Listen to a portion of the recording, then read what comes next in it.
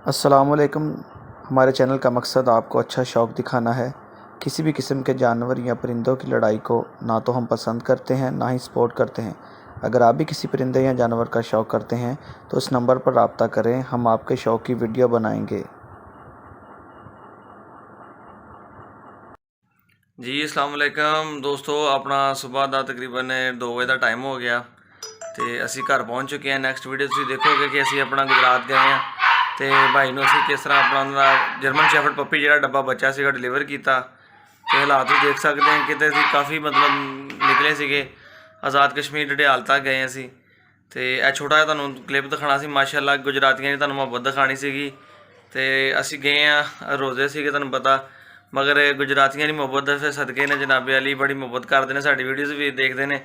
वैसे गुजरात के लोग शहजादे लोग ने और भाई ने साढ़े बड़ी मुहब्बत की जनाब। असी गए हैं, सानू माशाअल्लाह वेखो उन्होंने सारा फ्रूट शूट दिता, बच्चों कुछ खा भी लिया सीगा तो मैं दोस्तों ने शेयर करा कि वाकई यार जिंदा दिल लोग ने गुजरात के और प्यार मुहब्बत वंडण वाले करने वाले गल्लां बातां ना नहीं हकीकतन प्यार करने वाले बंदे ने।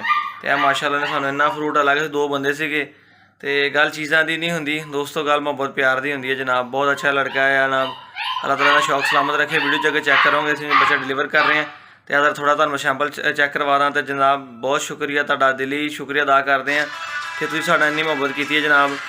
तो आ वेखो सवेर का 2 बजे का टाइम हो गया, पौने 2 बजे तो लोग हले भी सौन नहीं देंगे, फोन बजी जाता। तो अल्लाह खैर करे जनाब, ताला तुहानूं जिंदगी देवे, तंदुरुस्ती देवे जनाब। तो बाकी साड़ियाँ दुआवां तुहाडे नाल ने, तुसीं साडे इन्नी मुहब्बत करदे हो जनाब। तो दोस्तों हुण चेक करो फिर यह दोस्तों माशाअल्लाह भाई ने इन्ने सारे सानू माल्टे दिते ने 2 बंदियां नूं। ए नाल उन्हें जी ए गर्मे के 3 पीस, 2 दर्जन केले सीगे, केले असीं कुछ खा लिया रस्ते दे विच। ते ए छापर च पता नहीं की आ, अज असीं खोल के भी नहीं देखिया, सेब लगदे ने। हाँ जी, इस छापर दे विच सेब हैगे आ। ते ए माशाअल्लाह भाई दी मुहब्बत तुहानूं दिखाउणी सीगी। ते कमेंट करके दस्सिओ दोस्तों कैसे लगे केले, कुछ असीं खा लिया जनाब, बड़े मज़ेदार केले सीगे ते गुजरात तुहाडे शहर दे। तो बाकी अल्लाह खैर करे दोस्तों, कमेंट करके दस्सिओ। नैक्सट वीडियो पूरी वेखियो, उम्मीद करते हैं तुहानूं अज दी वीडियो अच्छी लगेगी। फिर अस्सलाम वालेकुम दोस्तों, वेलकम टू पंजाबी शौक। दोस्तों अज गुजरात शहर के तो यह जोड़े आप तो चीचा वतनी बच्चे ले सके फोटोवान के डब्बे के बिल्कुल बाप की फोटो कापी। तो असी अज जाना सीगा जेलम तो जाना डडियाल। तो यह अपने भाई ने ठीक है, अपनी वीडियोज़ वगैरह देखते हैं,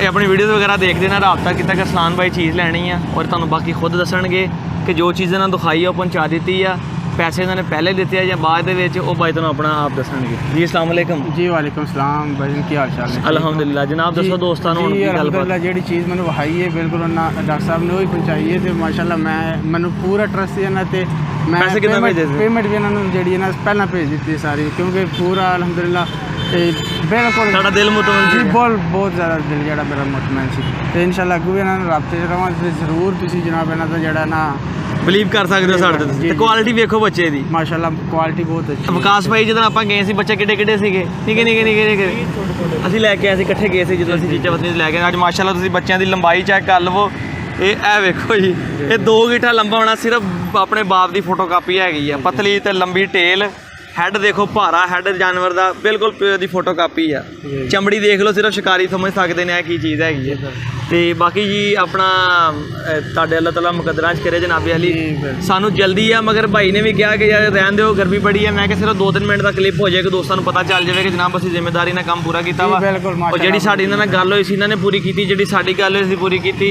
मैं कहते अज असीं आना वा तो बेहतर है कि असीं नाल लिआउने बच्चे नूं, तो फिर जो गर्मी के में धक्के खाएगा जाना चक्कर लगना सीगा तो कोई शहर पहुँच गया जनाब, इन्होंने हैंड ओवर करने लगे हैं। जी बहुत मुतमईन जनाब, मेहरबानी डॉक्टर जज़ाकल्लाह, तुहाडी मुहब्बत तुसीं साडे ते यकीन करदे हो, ट्रस्ट करदे हो, साडी वीडियोज़ देखदे हो, सानूं लाइक करदे हो, तुहाडी मुहब्बत है जनाब। तो दोस्तों पंजाबी शौक ने सबसक्राइब करो, लाइक शेयर कमेंट जरूर करो। अज असीं अपनी एक होर जिम्मेदारी पूरी कर दी।